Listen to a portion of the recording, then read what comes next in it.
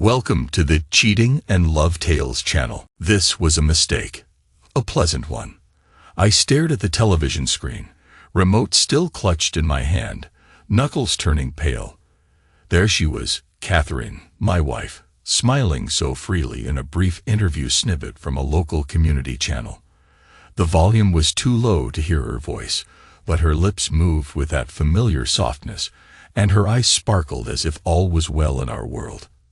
In that moment, I felt the gnawing sense that everything in mine had just been turned inside out. My thumb hovered over the volume button, but I couldn't bring myself to hear what she was saying. I only watched, the air thick and stale, like a stifling blanket I couldn't throw off. I hadn't even known she'd made any appearance on TV. Usually, she told me everything, where she was going, whom she was meeting, or at least hinted at a new project. This time, there'd been no mention. It was absurd, really. I should have been proud to see my wife out there, speaking so confidently, presumably about her freelance editing work, or maybe a local reading group she'd once joined. Instead, my stomach twisted in a sickening loop. The sense of intrusion, of seeing something I shouldn't, felt uncanny. I set the remote down. The cheap plastic clacked against the wooden coffee table, too loud in the silence of our living room. A day ago, this might not have bothered me, but today everything felt like an accusation. I realized my breathing had grown shallow.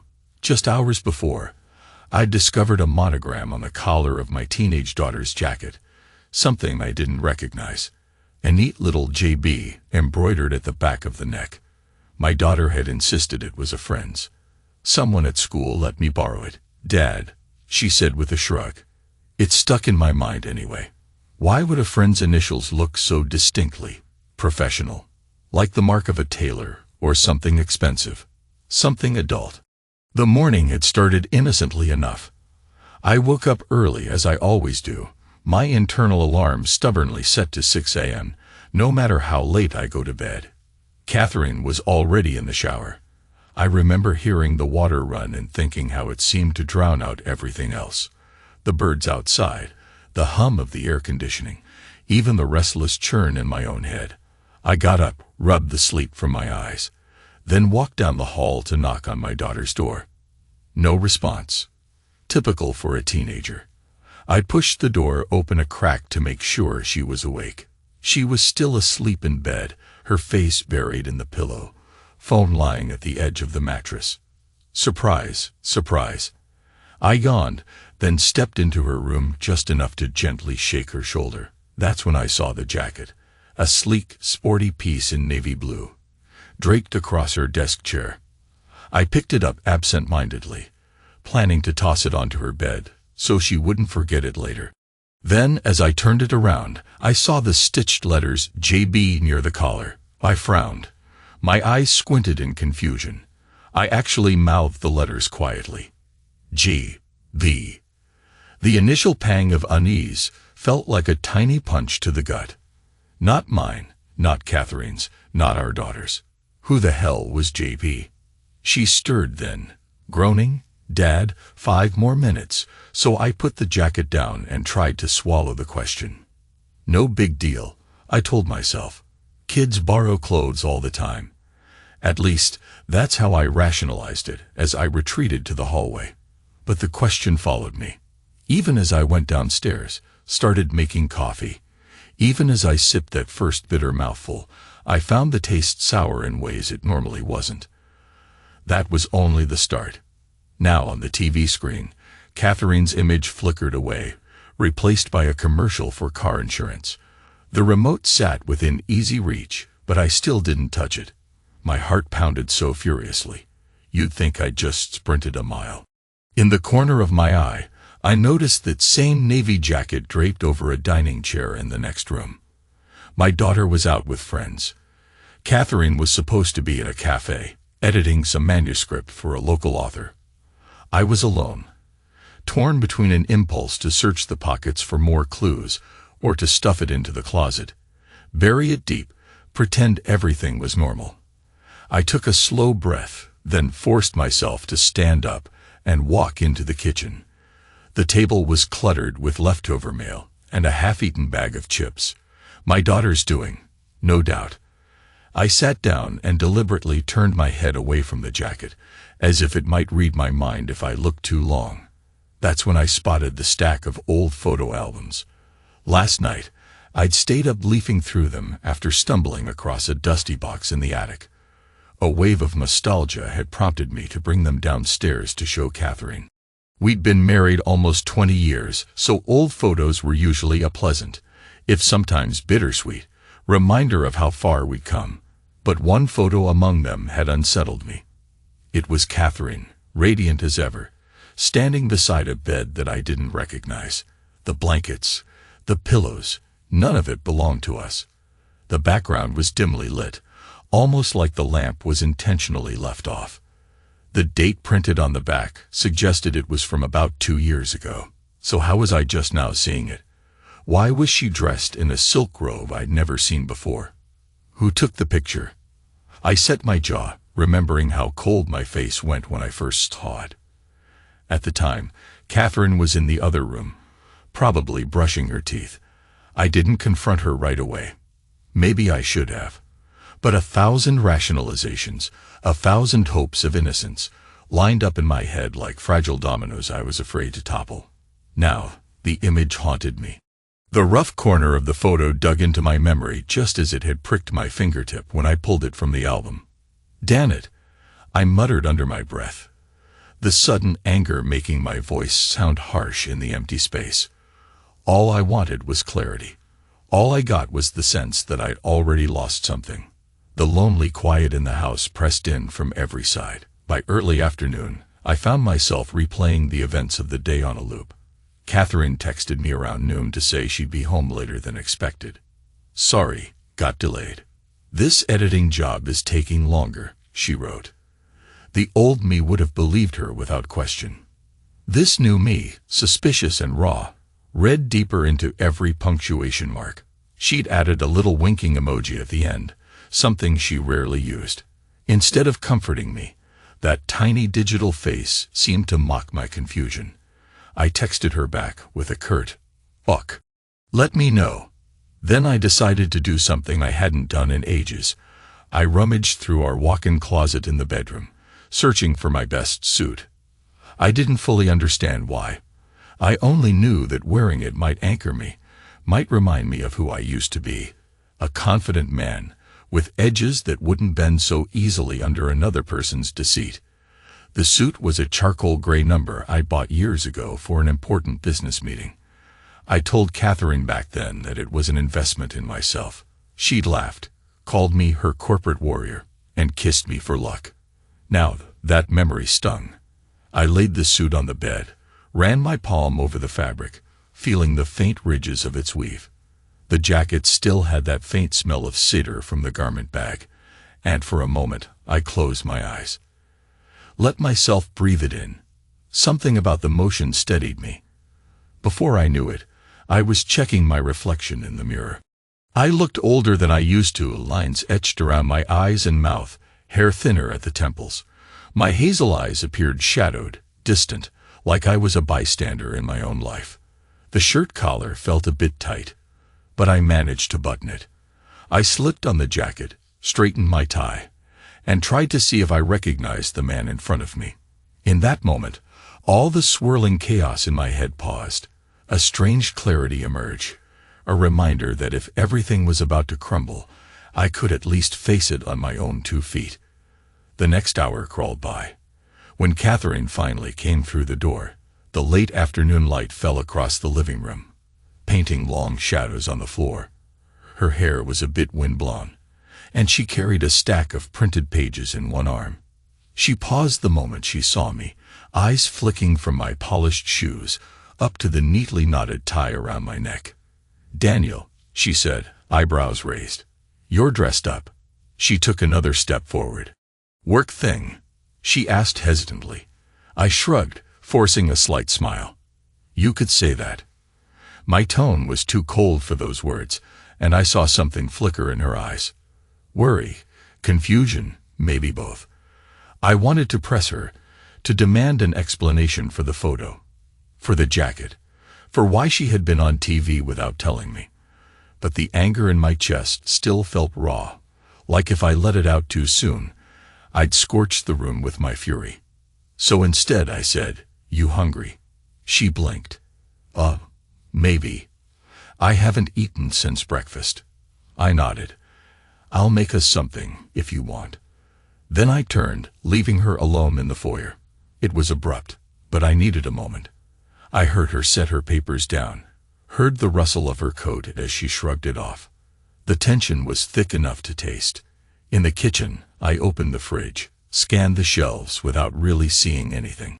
My reflection stared back from a pair of stainless steel mixing bowls on the counter, warping my face into a funhouse distortion. For a split second, I hated that reflection. It looked so powerless.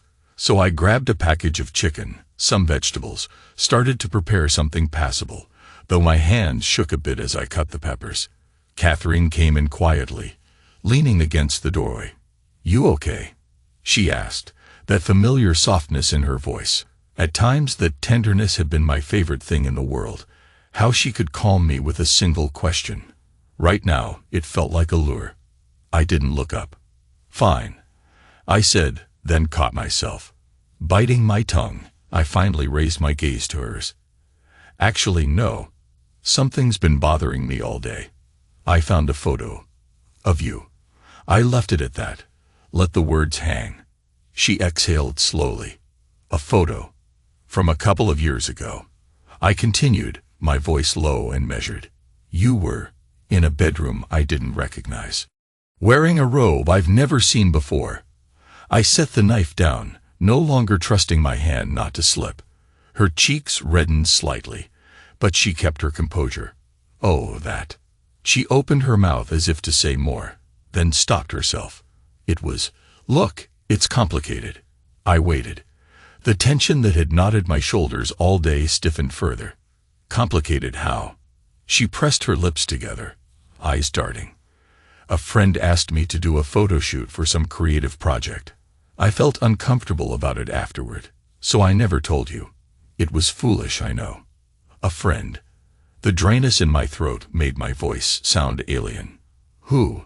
She paused too long, eyes breaking contact. That was all the answer I needed. In that moment, everything in me roared with wanting to shout, to demand specifics. Instead, I inhaled. My tone came out colder than ever. "You're telling me you posed in a strange bedroom for a friend, in a robe, and then just forgot to mention it?" My heart hammered so loudly I could barely hear my own words. She swallowed. It wasn't exactly a proud moment. I didn't think it was appropriate. I'm sorry, Daniel." Her apology hovered, dissonant, lacking the comfort I once drew from her contrite smiles. 1,000 questions swirled in my head, but I managed to clamp them down behind a wall of silence. This wasn't the time. I turned back to the cutting board. "We'll talk later," I said, and resumed chopping vegetables, as if the conversation was over. She lingered, maybe expecting more of a reaction. When none came, she let out a shaky breath. "All right," she mumbled, leaving me alone with my spiraling thoughts.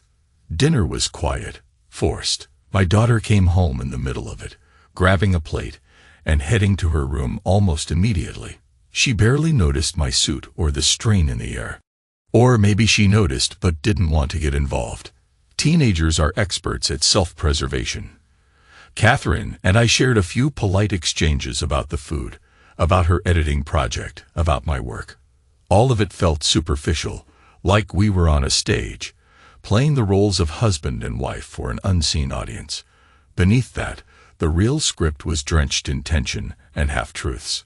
After the dishes were done, Catherine retreated to the living room with her stack of editing pages, while I drifted to my office.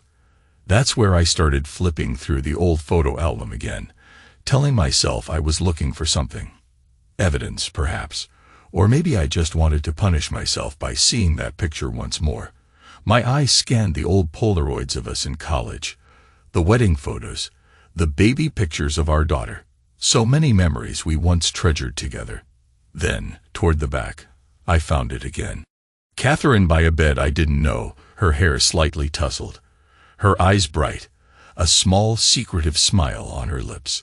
The robe was red silk, draped across her shoulders like a lover's embrace. My insides twisted in fresh jealousy. I slipped the photo from the album, careful not to tear it. My hand trembled with the urge to tear it anyway. Instead, I slid it into my jacket pocket.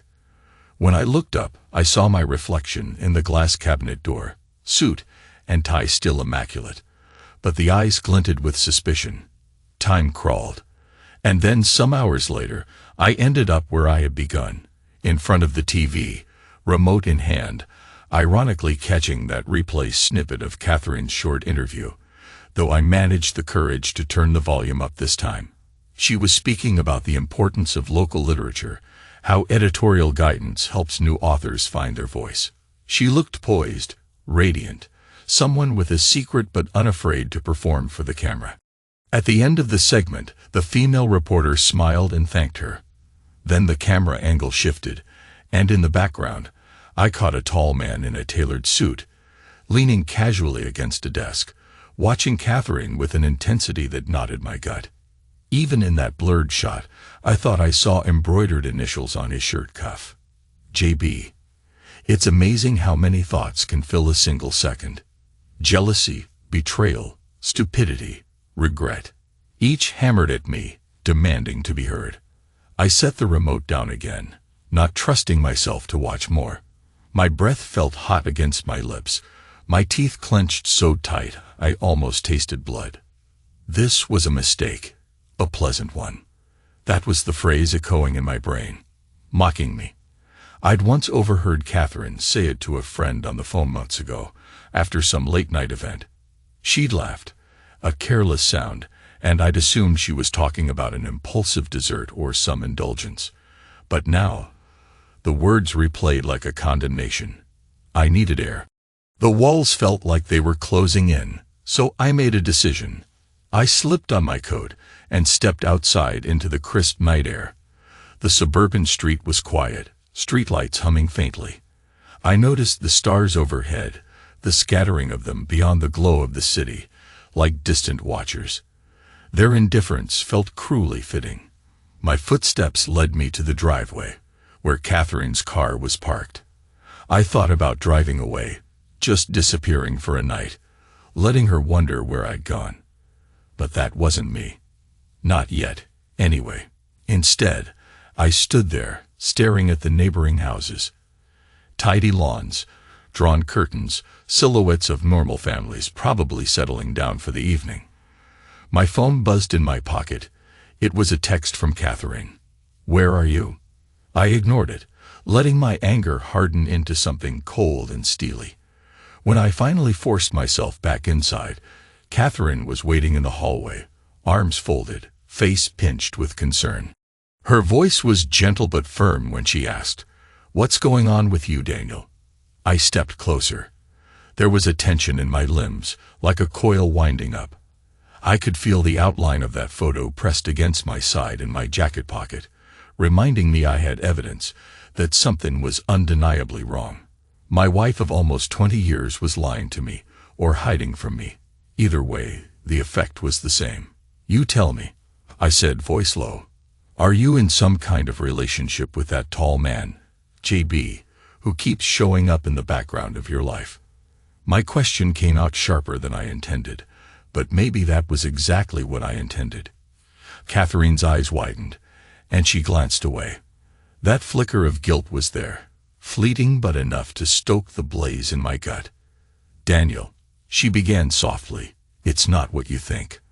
I let out a humorless laugh. "Then enlighten me. Because I found a jacket in our daughter's room with his initials, and I see you on TV with him lurking in the background. He's not just some friend. He's not just an old college buddy. So what is he?" She trembled, her voice cracking. "Please, let's not do this here. Our daughter's upstairs." That made me laugh again, a cold, bitter sound. Right, mustn't disturb her with the truth. I walked past Catherine into the living room, leaving her to follow. My heart thundered. I sank onto the couch, ignoring how stiff my posture felt, ignoring the storm in my head. She stood across from me, wringing her hands. For a moment, neither of us spoke. The only sound was the faint hum of the refrigerator in the kitchen, an absurd counterpoint to the life-changing conversation we were about to have. "Remember what you said once," I began softly, "about how secrets were just heartbreak waiting for a place to happen." That was her phrase from years ago, one she liked to toss out whenever we caught wind of someone's shady behavior. Catherine's face fell as I used her own words against her. I forged on. "You said, if we ever keep secrets, we may as well be divorced." Her eyes glistened, but she didn't cry. "I was naive then," she whispered. "Maybe," I said, forcing down the lump in my throat. "So what's the secret now?" She glanced toward the stairs, as if making sure our daughter wouldn't appear. Then she crouched onto the armchair, hugging her knees like a guilty child. "His name is James Bradford," she said quietly. "I met him through some local literary events. He's a sponsor, invests in small publishing startups. We became close. I never planned for anything to happen, it just..." My pulse hammered. "It just happened," I echoed, voice trembling with fury. "Am I supposed to accept that? Our daughter's wearing his Dan jacket. That's how sloppy this has gotten. Or does she know?" Catherine's lips parted in horror. "No, of course not. She has no idea. He must have left it behind somewhere, and God, I don't know. I never wanted her involved." Heat flared in my chest. I was losing control. The anger that had simmered all day was boiling over, and I struggled to keep it measured. "So how long?" I said through clenched teeth. "How long have you been sleeping with him?" She buried her face in her palms, voice muffled. "It started a year ago, maybe a bit more, off and on." Then her gaze snapped up, meeting mine. "Daniel, please. It's not that I don't love you. It was just..." "Stop," I cut in, holding up a hand. The finality in my voice even startled me. "Don't you dare use that word like it still means something pure. You talk about love, but you gave yourself to someone else." My throat felt scorched. She exhaled unsteadily. "I know. And I'm sorry. I've wanted to end it, I swear. But each time, I felt trapped. He made me feel important, like I was more than just a mother or a wife. It sounds so stupid now." My nails dug into my palms, leaving crescent marks. I stared at my wife, this woman I'd thought I knew better than anyone. Suddenly, she looked different. Small, lost, no longer the pillar of my life. And yet, I saw the flicker of a younger Catherine, the dreamer I'd married. That complicated things, because as much as anger raged in me, so did a twisted sense of pity and regret. Where had we both gone wrong? For a moment, neither of us spoke. I fought the urge to explode, or to break down in tears, or to hurl accusations that might echo through the house. But there was our daughter upstairs, and the memory of who we used to be. "You've got nerve," I finally said, voice quiet but trembling, "to lecture me on secrets all these years. All the times you told me, let's never hide from each other. That was you, Catherine." She closed her eyes, as if my words had struck her physically. "I can't defend what I did. I won't." I nodded slowly, letting the silence sit. "Then don't. I need to think." My voice felt lifeless, like the words had no home left in me. She began to speak, but I shot her a glare that froze the words in her throat. I stood up, still wearing that suit like a costume, and walked away. Upstairs, I could hear faint music from our daughter's room. For now, she was oblivious. Good. I climbed the stairs to our bedroom, shutting the door behind me with a click that sounded final. My mind churned like a storm, lashing out with images of Catherine and James. I conjured them in that strange bed from the photo, or maybe in cheap hotel rooms, or the backseat of a car. My imagination punished me with every possible scenario. I had no proof except the monogrammed jacket, the suspicious photo, the quick flicker of him on the TV with her, and her own confession. I made it to the bathroom, gripped the sink so hard my knuckles whitened. Then I allowed a single tear to carve a hot path down my cheek, one tear swallowed by the cold fury that hardened in my chest. This was a mistake, a pleasant one. Her words still looped in my mind. Had she used them to describe him? That possibility was a blade twisting in my gut. I slept poorly that night, if you can call it sleep. It felt more like drifting in and out of a bleak half-consciousness. Around 3 a.m., I heard footsteps in the hallway.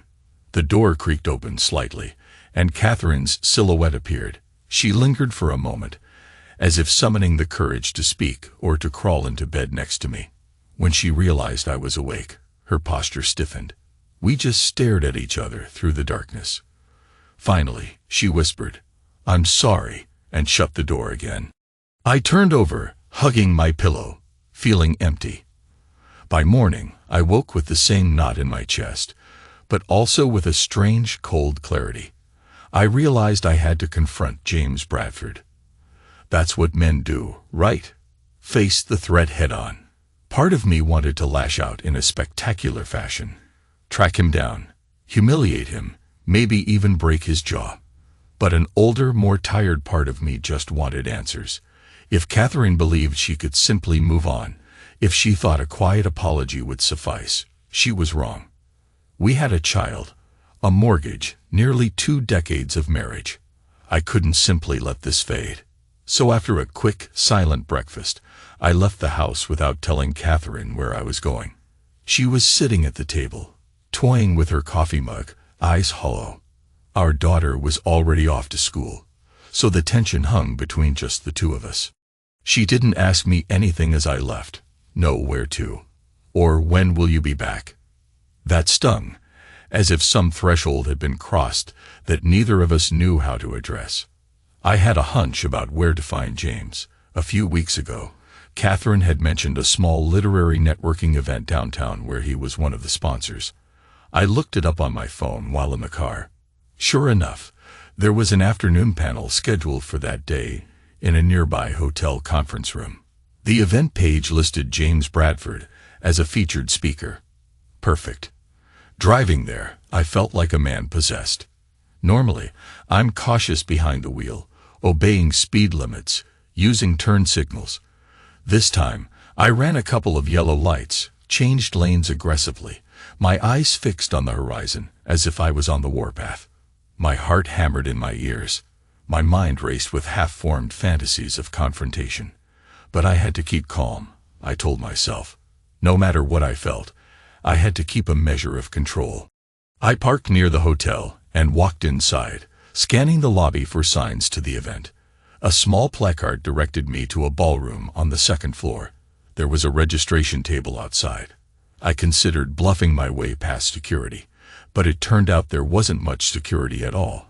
Just a bored receptionist who let me sign in as Daniel Coleman, observer. Inside, the room was modest, set up with chairs facing a panel stage. A few sponsor banners lined the walls. I recognized the name of James's tech firm on one of them. This was definitely the right place. It was still early, so only a handful of people milled around, chatting in hushed voices. My eyes scanned for a tall man with an athletic build, possibly wearing a tailored suit. And then I saw him. Standing near the front, flipping through some notes, was James Bradford himself. I recognized him from the blurred TV shot. Tall, well-groomed, mid-40s, exuding casual confidence. He wore a navy blazer, open-collared shirt, and there, on the cuff, I saw the embroidered initials. JB, the same style as on my daughter's borrowed jacket. My hands curled into fists. The longing for violence throbbed in my chest. I imagined grabbing him by the collar, demanding an explanation, maybe slamming him against the wall. But something about his composure froze me in place. He looked so sure of himself. And, humiliatingly, I felt a wave of self-doubt. Was I about to make a scene in a public forum? An announcer stepped to the podium and began addressing the room, introducing the panelists. My gaze stayed locked on James, but I took a seat in the back row. I told myself I'd wait until he was done speaking. Confronting him in front of an audience would help no one, least of all me. So I waited, foot-tapping uncontrollably as he and two others climbed on stage. The panel discussion was about literary ventures and sponsorship opportunities, or some nonsense like that. I barely listened. My thoughts revolved around Catherine. I pictured the late nights she said she was editing, but might have been out with him. I pictured that red silk robe. My breath quickened. It took all I had not to stand up and shout, "You bastard!" In the middle of his speech, finally, the talk ended. A polite applause filled the room, and some attendees approached the stage to ask questions. I stood off to the side, waiting, hands in my pockets to hide the tremor in my fingers. When James was free, he stepped away from the stage, scanning the room. That's when I made my move. I walked up to him, my pulse roaring in my ears. He smiled politely, a practiced, professional expression. "Hey there. Did you have a question about the panel?" He extended a hand to shake mine. I stared at that hand, ignoring it. "Not about the panel," I said. My voice came out low, thick with anger. "I'm Daniel Coleman, Catherine's husband." To his credit, he didn't flinch outwardly. But I saw the flicker in his eyes, the brief recognition that he'd just been cornered. "Oh," he said, dropping his hand. "I see." I forced a slight smile, but I could feel the rage burning behind it.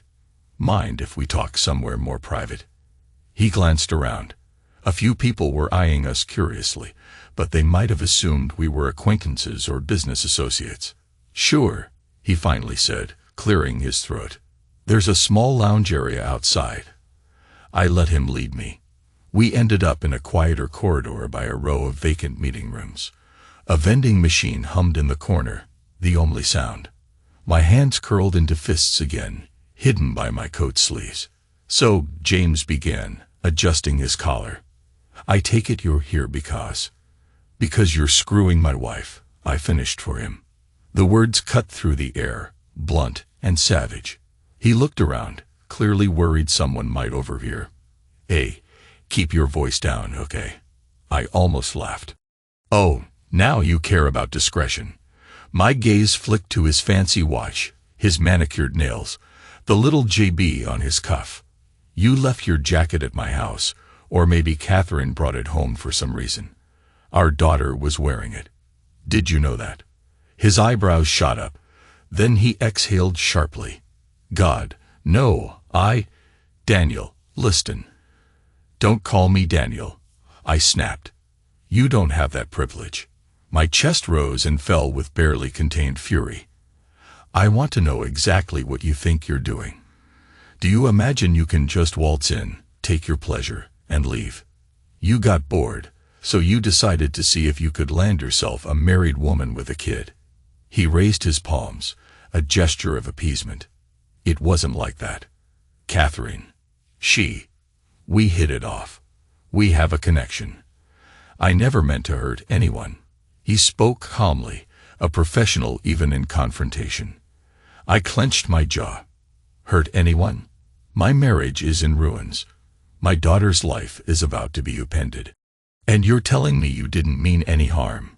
My voice cracked, a raw note bleeding into it. He swallowed. "I understand you're upset. But you need to know, Catherine's not just a fling to me. She's special. And she's the one who decides how her life goes. Not you, not me.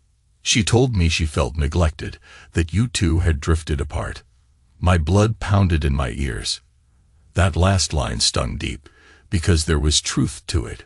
We had drifted, but hearing it from him felt like an unholy violation. "You know nothing about my marriage," I hissed. "Whatever she told you was a half-truth.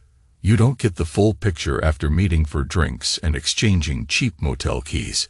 He had the decency to look away. "I won't pretend I'm blameless. But if you think shouting at me is going to fix what's broken between you two." I lurched forward, fists clenched. "Shut your mouth," I seethed. "I'm not here for marriage counseling, especially from the man who's been cheating with my wife. I'm here to let you know that if you contact her again, if you so much as text her, I will make sure everyone knows who you really are. Your sponsors, your colleagues, your clients. I'll make you regret ever stepping into my life." His expression darkened, a flicker of anger surfacing. "You think you can threaten me? Go ahead, try. You'll only drag Catherine into it. Maybe ruin her reputation too." That was a blow below the belt. I inhaled sharply, struggling to keep my composure. My mind flashed to Catherine's face, her eyes brimming with regret. The hold this man had on her was a tangle I couldn't unravel with threats alone. Still, the idea of letting him walk away without consequence felt unbearable. "You stand there," I said, voice low, acting like you've done nothing wrong. "Listen carefully. This ends now. I mean it." I took a step back, refusing to let my anger bubble into physical violence. "Stay away from my family." For a moment, neither of us spoke. The tension crackled in the narrow corridor. Finally, James let out a slow breath. "Fine," he said, adjusting his blazer. "I hear you." He turned to leave, but I grabbed his arm. "One last thing. The next time I catch wind of you anywhere near Catherine or my daughter." I let the threat linger. He wrenched free of my grip. "Understood," he muttered, and then he walked off, footsteps echoing down the hall. I stood there, shaking, adrenaline singing in my veins. It was done, at least for the moment. But a hollow emptiness replaced the rage. I'd stood up to the other man. But had I won anything? Back home, the house felt oppressive, like the walls knew what I'd done. Catherine was sitting on the couch, the TV off, as if she'd been waiting for me. She looked up, eyes rimmed with red. She must have been crying. "Where were you?" she asked quietly. I shrugged off my coat, my heart still racing from the confrontation. "Downtown." She exhaled shakily. "You went to see him." It wasn't a question. I said nothing, just stared at her. Suddenly, she rose and came closer, her hand trembling as she reached for mine. I pulled away. She bit her lip, tears threatening again. "Daniel." "Bye." I told him it was over. I laughed bitterly. "After a year of your fling. Now you decide it's over. How convenient." She flinched. "I don't blame you for hating me. But I had to tell him. I can't keep doing this." Anger and relief warred inside me. I closed my eyes. "That's good. It's a start," I managed. My voice sounded hollow. She took a step forward, tears spilling. "I'm sorry," she repeated, voice cracking. "Not just for this, but for letting everything fall apart. I should have said something years ago, before it got so dark between us." For a moment, I felt the old protective instinct to comfort her, to wrap her in my arms. But then I remembered that photo, that jacket, that confession. My bitterness was a shield I needed. I drew myself up. "I need time," I said, stepping away. She nodded, sniffling. "I understand. I love you, Daniel. I'm so sorry I messed it all up." Hearing those words twisted the knife deeper. "You love me," I echoed bitterly. "Maybe you do, but you sure as hell didn't act like it." Then, without another word, I moved past her, heading upstairs to our bedroom. My footsteps felt heavy, as though each step took me further from the life I once knew. The next day was a blur. I went to work, tried to focus on numbers and spreadsheets, but my mind wouldn't settle. Around lunchtime, my phone buzzed with a message from Catherine. "We need to talk tonight." I stared at it, heart pounding, then typed a single word: "Yes." When I got home that evening, I found her in the kitchen, gazing out the window at the backyard. Our daughter was out again. Some school event. The quiet weighed on us like a thick fog. Catherine turned to face me, her eyes rimmed with exhaustion. I realized she still wore the same clothes as earlier in the day, a simple blouse and jeans, no trace of makeup. "Daniel," she began slowly, "I want to try to save our marriage. If there's still a chance. But if you can't forgive me, I understand. I just need to know where we stand." My throat felt tight. I approached her, each step echoing in the hush of the house. "I can't pretend it's all fine," I said. "You betrayed me. Our vows. Our family. A part of me wants to walk out that door and never look back." She bowed her head, bracing for the worst. "I know," she whispered. I took a breath, battling my conflicting urges. "But another part of me," I continued, "still cares for you. Maybe it's habit. Maybe it's love. Maybe it's just the fear of losing everything. I don't know." She let out a trembling exhale. "I'm willing to go to therapy, counseling, anything." I remembered something she said to me years ago, after my sister died, about how love meant standing beside each other, no matter how ugly life got. "We never walk alone," she had said then. Tonight, I turned those words on her.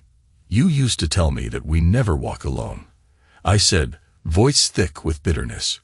"Where was I when you walked into his arms?" Tears glistened in her eyes. "I don't have an answer that will satisfy you. All I can say is I was lost, and I let it happen. And I know that's not good enough. But it's the truth." The silence drew out. Finally, I spoke, the words feeling foreign on my tongue. "I think we should separate, at least for a while. I need time to figure out if I can forgive you. And you need time to figure out what you really want." She started to protest, but I held up a hand. "No, this isn't a negotiation. I'm not asking for your permission. I'm telling you what I need." She sagged against the counter, defeat in her posture. "Where will you go?" I thought about that for a moment.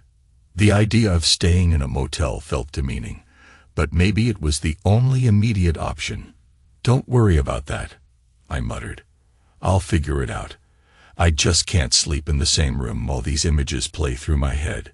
She gave a broken nod, tears slipping silently down her cheeks. "Okay," she whispered. That night, I packed a small suitcase. Not everything, just enough clothes to get me through a week. I placed my best suit on top. Yes, the very one I'd worn the day before. I didn't want Catherine to see me as a defeated man slinking away in a t-shirt. I wanted her to remember the edge in my eyes, to see that I was leaving on my own terms. Before I walked out, I paused at my daughter's bedroom door. She was there, sitting on the bed, hugging her pillow. I hadn't told her the full story, but she sensed the tension. "Dad?" she asked, voice trembling. "Hey, sweetheart," I said gently, stepping inside. Her room was dim, lit only by a small lamp on her desk. The navy jacket, James's jacket, was nowhere in sight. Good. Maybe she'd returned it or thrown it out. "Are you and Mom fighting?" she asked, tears forming at the corners of her eyes. I swallowed the lump in my throat. We need some space, that's all. She and I have things to sort out." She looked small, vulnerable. "Are you coming back?" I forced a sad smile. "I'm your dad. Of course I'll be around. But for now, I have to stay somewhere else. That doesn't change how I feel about you, okay? None of this is your fault." She nodded, trying to be brave, but a tear rolled down her cheek. I leaned in, pressing a gentle kiss to her forehead. "I love you," I said, voice cracking. "Just remember that." She clung to me for a moment. I felt her shuddering breaths, the heartbreak of a child who doesn't fully understand, but knows something is deeply wrong. Then I gently untangled myself and stood to leave. Downstairs, Catherine was by the front door, eyes puffy and red, her lips parted, but no words came. Instead, she brushed a trembling hand against my cheek, an apology shimmering in her gaze. "I'm sorry," she murmured for what felt like the 100th time. I didn't respond, just gave a faint nod. Then I opened the door, letting the cool night air sweep in. "I'll be in touch," I managed, stepping outside, suitcase in hand. The door clicked shut behind me. I stood on the porch, exhaling a breath I felt like I'd been holding for 20 years. My mind replayed the chaos of the past few days. The monogrammed jacket, the damning photo, the confrontation with James, Catherine's tears. It was surreal, like a bad dream I couldn't wake from. Except it was real, and I was leaving. I spent that week in a modest motel on the outskirts of town. Nothing fancy, just a place to sleep and brood. Each night, I stared at the pale ceiling, my thoughts spiraling in a toxic loop. I replayed her confession, his smug face, every detail I'd missed in recent years. It was a loneliness unlike anything I'd known. Even my grief in losing my sister years ago felt different. That was sorrow for a loved one who passed. This was betrayal from a loved one still breathing, still out there, living a life without me. The days dragged. I showed up at work, hammered through my accounting tasks, nodded absently when coworkers asked if I was okay. I wore the same suit twice that week, a small act of defiance against the emptiness I felt, as if dressing well could keep me tethered to some semblance of dignity. Occasionally, Catherine texted me updates. Our daughter's schedule, a household bill that needed paying, random practicalities of a life we once shared. Each message pricked me, reminding me I was on the outside now. She asked if I wanted to meet to talk, but I kept putting it off, claiming business. Meanwhile, something in me hardened. I realized I wasn't just hurt. I was furious. Furious that James Bradford had walked away from our confrontation with so little consequence. Furious that Catherine's betrayal had forced me from my own home. And perhaps most of all, furious at myself for not seeing this coming. For being so wrapped up in daily routines that I missed the fact that my wife was slipping away. One night, alone in the motel, I opened my phone and scrolled through old photos. Vacations with Catherine, birthdays with our daughter, silly selfies we'd taken early in our marriage. I felt an ache so deep it was almost physical. That was the moment I realized something. I wanted revenge. Not the kind of revenge that would end with blood on my hands or anything criminal. I'm no murderer. But something that would let me walk away with my head high, let me show Catherine and James the cost of betraying a man who had given everything for his family. A plan took shape in my mind like a slow dawn. I remembered that James was not just some random fling. He was a polished professional with a reputation to maintain. He thrived in corporate sales, in his new role as a sponsor for literary ventures, rubbing shoulders with important people.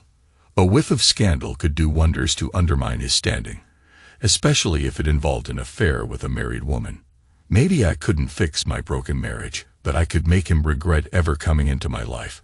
I spent a day making calls, leaning on old professional connections. I'd handled finances for a wide range of clients, some of whom worked in the same circles as James. I asked discreet questions, learned about upcoming events and media coverage. The more I learned, the clearer my path became. Soon, an opportunity arose. A high-profile fundraiser dinner for local businesses and philanthropic sponsors, happening in 2 weeks. James Bradford was listed as an honored guest. The event would be well attended by city officials, business leaders, maybe even local journalists. Perfect. If the rumor of his affair with a married woman leaked in the right circles, the fallout could be enough to tarnish his carefully crafted image. But as I orchestrated these quiet steps, I felt a pang of conscience. Catherine was part of this too. If I exposed him publicly, I'd risk dragging her name through the mud. Would my daughter see the gossip? Would this cause her more pain? The questions gnawed at me, but the anger demanded an outlet. Hadn't Catherine's actions already shattered our daughter's sense of security? If I stayed quiet, would that protect her, or just condone what James had done? The rational part of me whispered that no good would come of lighting this match, but I silenced it. I told myself that for once, I'd do something not out of quiet acceptance, but out of a need to reclaim what was taken from me. If Catherine suffered consequences, well, she'd made her choices. Maybe it was time I made mine. The day of the fundraiser arrived. I left work early, went to the motel, and dressed in that same charcoal gray suit. I ran a comb through my hair, glanced at the faint lines around my eyes in the mirror, and told myself this was the face of a man who had every right to strike back. My heart hammered as I slipped into the driver's seat of my car and headed downtown. The venue was a grand ballroom in a luxurious hotel, the kind of place that boasted ornate chandeliers and polished marble floors.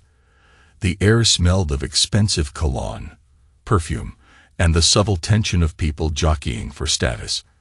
I walked in, forging a polite smile, blending in among the crowd. Most people didn't give me a second look, just another suit among many. I spotted James by the bar, chatting with a small group.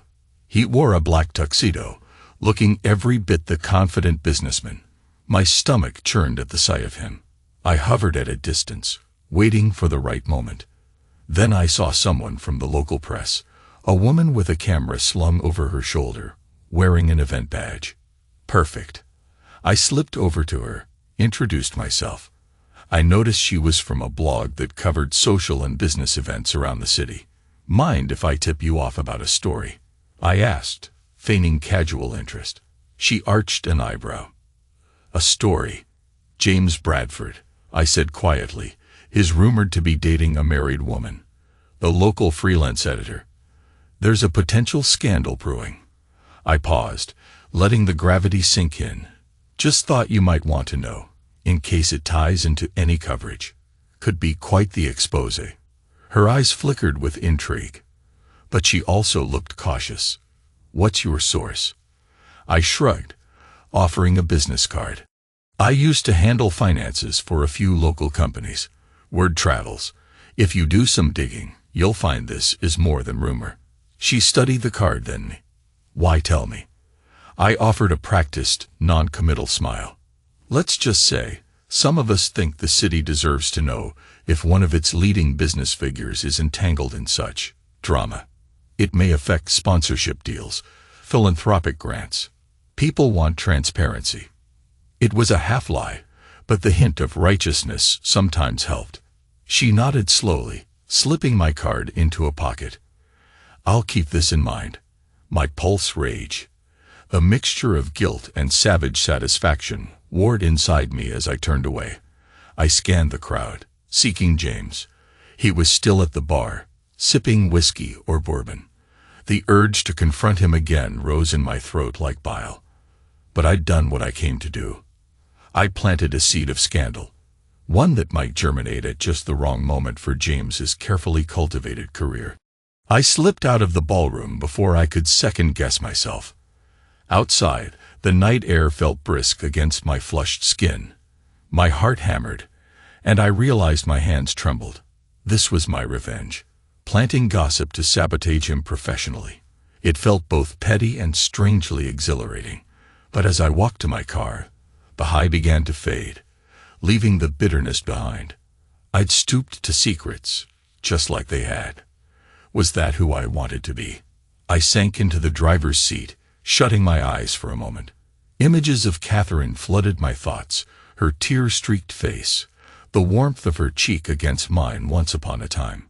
My conscience whispered that maybe I'd just made everything worse for her, but I shoved the thought aside. She chose him. This was the price. A week passed in tense silence. I didn't hear anything about the rumor from my contacts right away, but I suspected it would surface eventually. Meanwhile, Catherine texted me, asking if we could meet. She wanted to discuss next steps, whether we were going to try counseling or officially separate. My fury had cooled to a numb ache, and though part of me still thirsted for a final blow, another part wanted to see her, or maybe just to see if anything was salvageable. We arranged to meet at a small diner near our old neighborhood, Neutral Ground. When I arrived, Catherine was already seated in a corner booth, fiddling with the sugar packets. She looked pale, anxious, as if she hadn't slept in days. I approached, and she looked up, eyes weary but relieved. "Hey," I said, sliding into the seat across from her. The booth's vinyl squeaked under my weight. She exhaled softly. "Hey." We ordered coffee, avoided eye contact for a few beats. Finally, Catherine spoke, voice trembling.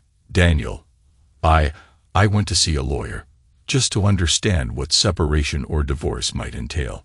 I'm not rushing anything. I just felt I needed to be prepared." My heart jolted.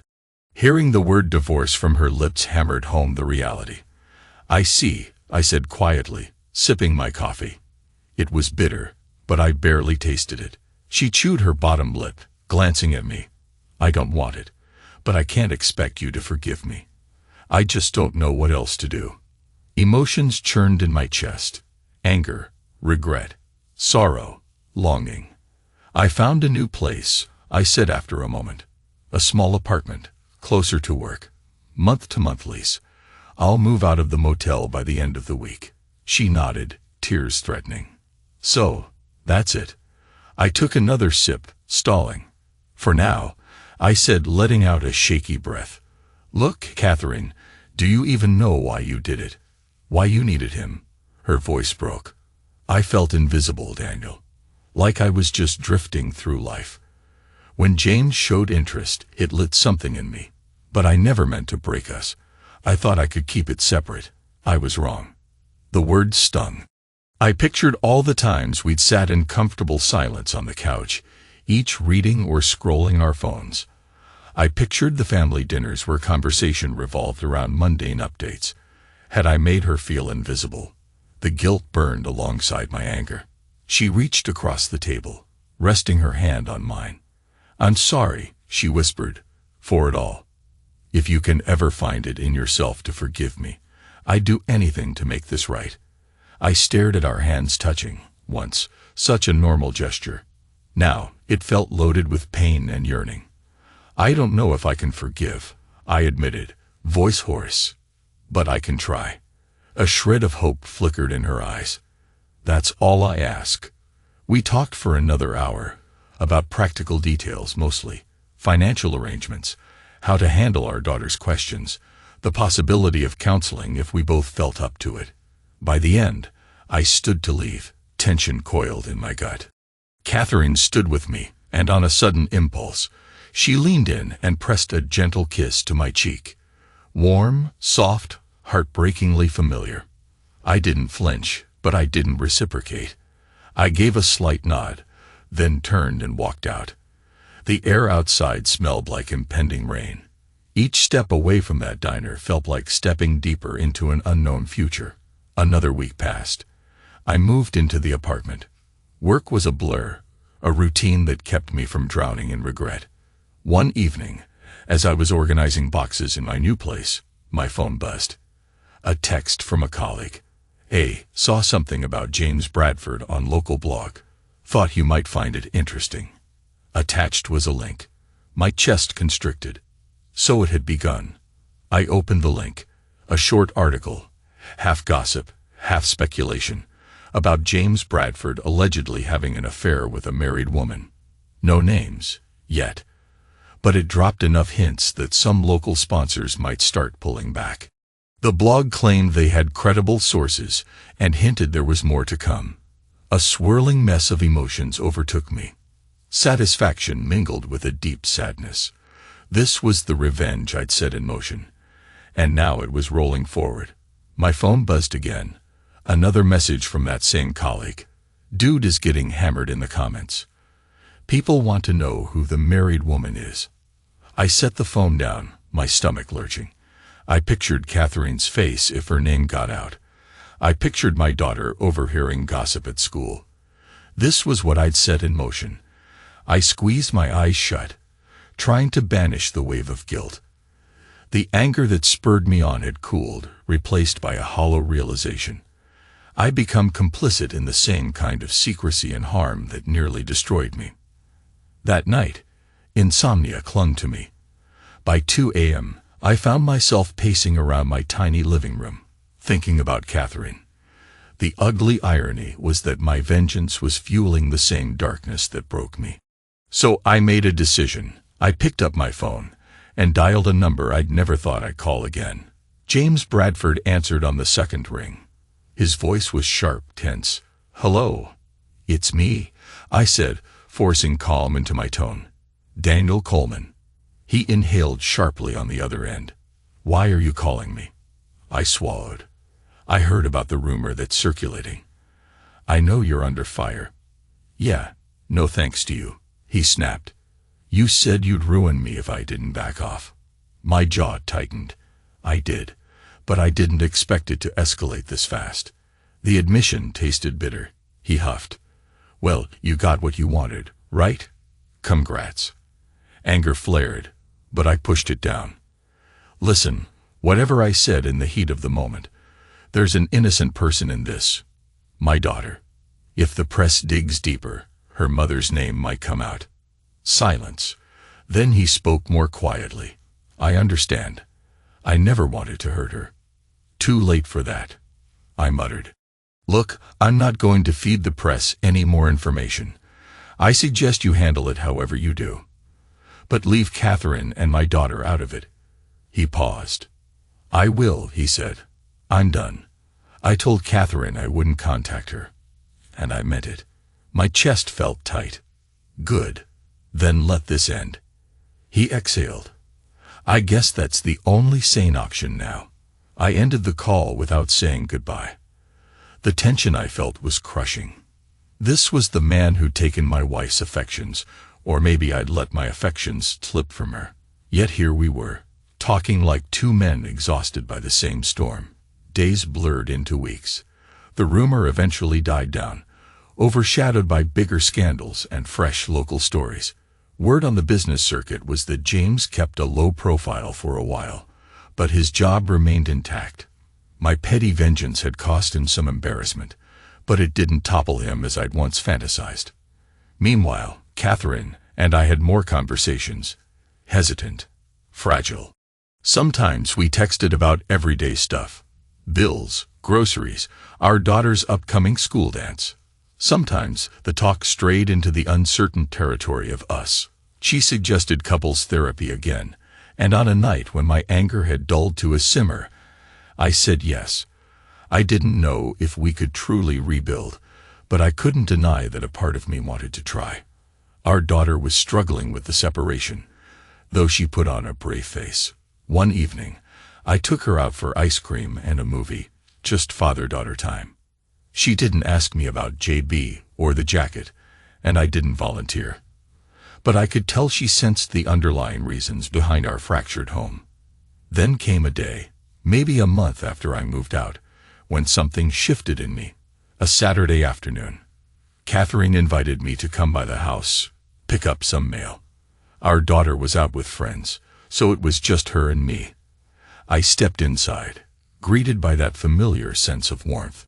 Everything looked the same, but the atmosphere was cautious, as if the walls themselves knew how precarious our bond had become. Catherine handed me a small stack of envelopes, then hesitated. Want some coffee? She asked. I nodded, following her to the kitchen. She brewed a fresh pot. The aroma filled the room, reminding me of simpler times. We sipped in silence at the table, eyes meeting briefly, uncertain. Then she set her mug down. Daniel, can I show you something? She asked. Sure, I said, wary. She led me to the living room, where a few framed photos sat on a shelf. Among them was one of the three of us, Catherine, our daughter, and me, on a trip to the Grand Canyon a few years ago. We looked happy, sunburned, sweaty, but grinning like fools. Catherine picked it up, eyes moist. I miss this, she whispered. My throat tightened. Me too, I admitted. She looked at me, tears threatening. I know you're still angry, and you have every right to be. But I want you to know, I'm committed to doing the work if you'll let me. Therapy, honesty, everything. I stared at the photo, remembering the rush of the canyon wind in our faces, the sense of awe we shared. Could we find that connection again, or was it gone forever? I took a shuddering breath. I can't promise anything, I said quietly, but I'm willing to try. For our daughter, and for us.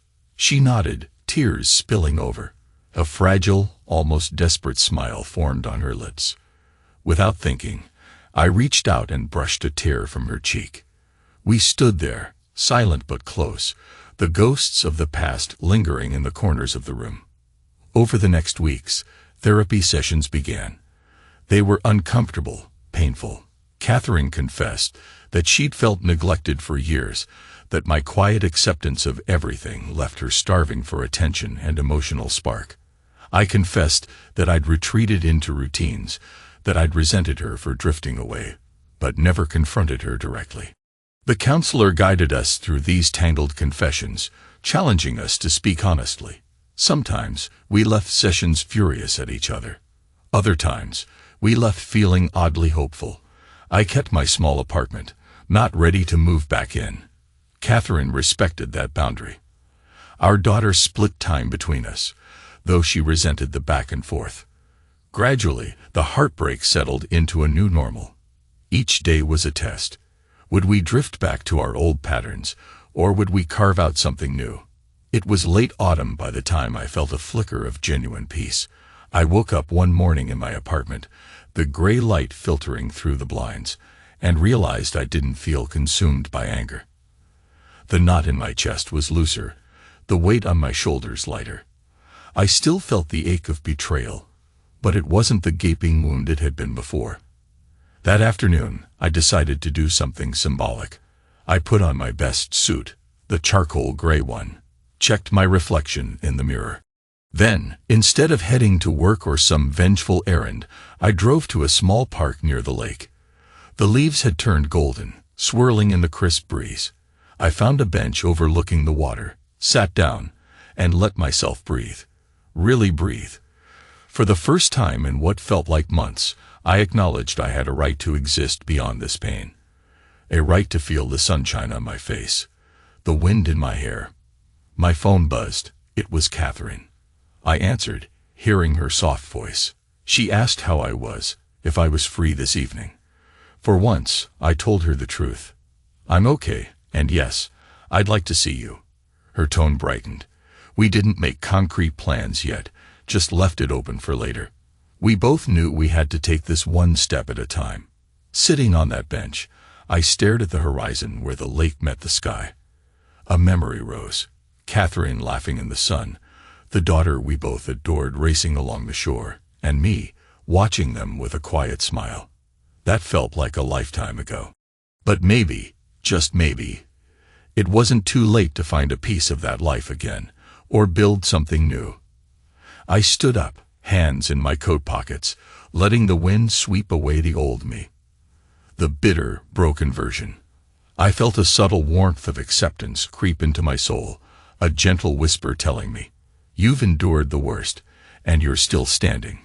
You're stronger for it." The future was still uncertain, but for the first time, I could face it without flinching. I turned from the water, heading back toward my car. There was a lightness in my step, like I'd shed an invisible weight. Maybe Catherine and I would heal together, maybe we wouldn't, but I realized I was done being defined by her betrayal. I could breathe again.